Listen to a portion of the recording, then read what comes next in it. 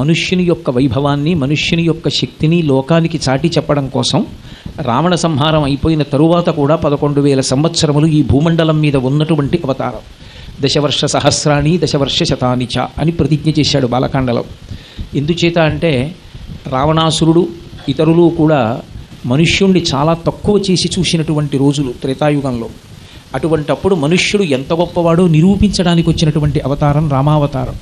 అసలు మనుష్య జీవితానికి కావలసినది ఏది అంటే ధర్మం ఒక్కటే. యథార్థంగా మాట్లాడాలి అంటే ఆర్షవాంగ్మయాన్నంతటినీ కలిపి పిండేస్తే అందులోంచి దాని సారంగా కిందకి దిగేవి 2 అక్షరాలు ధర్మం. ఆ ధర్మాన్ని మనకి ఆచరించి చూపించినటువంటి వాడు రాముడు. అందుకే వేద విద్యే పరే పుంసి జాతే దశరథాత్మజే వేద ప్రచేతసాదాసీత్ సాక్షాత్ రామాయణాత్మన. ఆ వేదము వేదోపబృంహణమై రామాయణంగా వస్తే పరమేశ్వరుడు రామచంద్రమూర్తిగా ఈ భూమండలం మీద అవతరించి ధర్మాన్ని అనుష్ఠించి చూపించాడు. అలా అనుష్ఠించి చూపించినటువంటి రామచంద్రమూర్తి యొక్క కథ ఎంత గొప్పదో, రామనామం ఎంత గొప్పదో చెప్పినటువంటి కాండ సుందరకాండ. అందుకే రామ కథ నడిచినటువంటి కాండలకి మహర్షి ఆ కథా సంబంధమైనటువంటి పేర్లు ఉంచారు. బాలకాండ అంటే రామచంద్రమూర్తి యొక్క బాల్యాన్ని వర్ణించింది కాబట్టి బాలకాండ అనుకోవడంలో దోషమేముండదు. అలాగే అయోధ్యకాండ, అయోధ్యలో జరిగినటువంటి విశేషమైనటువంటి మార్పులకు నాందీ ప్రస్తావన జరిగినటువంటి కథా విశేషాన్ని చెప్పింది కాబట్టి అయోధ్యకాండ. రామచంద్రమూర్తి యొక్క అరణ్యవాసాన్ని వర్ణించింది కాబట్టి అరణ్యకాండ. కిష్కింధా విశేషాలు చెప్పింది కాబట్టి కిష్కింధకాండ. యుద్ధాన్ని చెప్పింది కాబట్టి యుద్ధకాండ. తదనంతర కథ చెప్పింది కాబట్టి ఉత్తరకాండ. కానీ ఒక్క సుందరకాండ దగ్గరికి వచ్చేటప్పటికి మాత్రం మహర్షి కథా సంబంధమైనటువంటి పేరు పెట్టకుండా సుందరకాండ అని పేరు పెట్టారు. ఎందుకు ఆ కాండ సుందరకాండ అయింది అంటే మొట్టమొదటి కారణం అది పారాయణకాండ.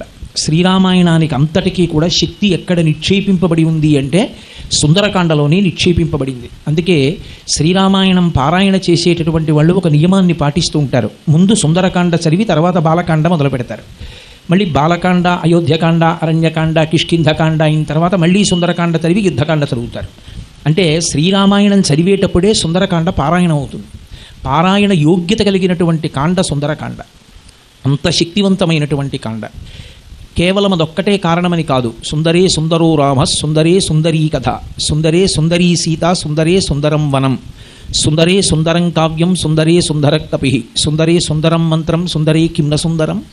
అసలు సుందరకాండలో సుందరం కానిదేముంది?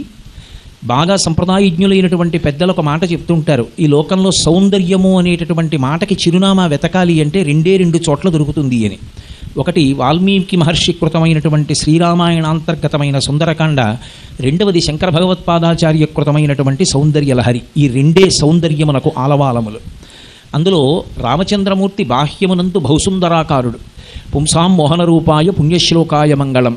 ఒక పురుషుణ్ణి చూసి స్త్రీలు మోహించడం కాదు, పురుషుడైనటువంటి రామచంద్రమూర్తి యొక్క సౌందర్యాన్ని చూసి సాటి పురుషులైనటువంటి వారు పరబ్రహ్మాన్ని తెలుసుకోవాలనేటటువంటి ప్రయత్నంలో ఇంద్రియాల్ని గెలవడానికి భక్తితో కూడిన కర్మాచరణము చేసి తత్కారణము చేత చిత్తశుద్ధి వలన జ్ఞానము పొందాలని ప్రయత్నం చేస్తూ అడవులలో ఉండి తపస్సు చేసేటటువంటి మహర్షులు కూడా రాముని యొక్క మూర్తిని చూసి ఆకర్షింపబడి మోహించారు అంటే రామచంద్రమూర్తి యొక్క అందాన్ని అర్థం చేసుకోవచ్చు.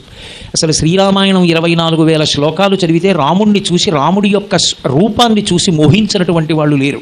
అంతటి అందగాడు కాబట్టి రాముడు సుందరాతి సుందరుడు. ఇక సీతమ్మ చెప్పనే అక్కర్లేదు, అంతటి మహాతల్లి.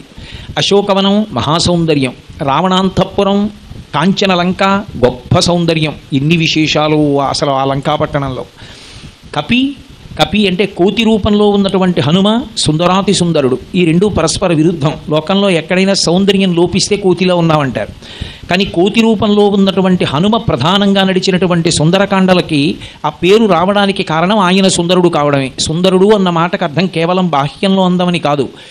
ఎవరు ఆత్మని అనుభవంలోకి తెచ్చుకుని ఒక యోగిగా నిలబడగలుగుతాడో అటువంటి యోగి యొక్క కథ చెప్పబడినటువంటి కాండ కాబట్టి అది సుందరకాండ. కాబట్టి స్వామి హనుమ యొక్క విశేషమైనటువంటి కథాంశాన్నంతటినీ కూడా చెప్పిన కాండ కాబట్టి అది సుందరకాండ. ఇక అసలు అది సుందరము అని చెప్పడానికి ఇది కారణము కాదనడానికి ఏముంది? అన్నీ సౌందర్యములే. అందుకే సుందరే కిమ్న సుందరం, అది సుందరము కాదు అనడానికి సుందరకాండలో ఏముంది కనుక. కాబట్టి ఆ కాండకి సుందరకాండ అని పేరు వచ్చింది. ఒక యోగిగా ఆత్మజ్ఞానాన్ని అనుభవంలోకి తెచ్చుకోవడానికి చేసేటటువంటి ప్రయత్నం అంతర్లీనంగా కథాభాగంలో నడుస్తూ ఉపాసనా రహస్యములని అనేకమైనటువంటి వాటిని లోకానికి ప్రబోధం చేసిన కాండ కాబట్టి ఆ కాండ సుందరకాండ. అన్నిటినీ మించి సుందరకాండకు ఉన్నటువంటి బలం రాముడు ఆ కాండలో కనపడకపోవడం, కానీ రామనామము, రామ కథ, రామ కార్యము మీద వెడుతున్నటువంటి వాళ్ళకి చేసేటటువంటి సాయము వలన కలిగేటటువంటి ప్రయోజనమును ఆవిష్కరించిన కాండ కాబట్టి సుందరకాండ.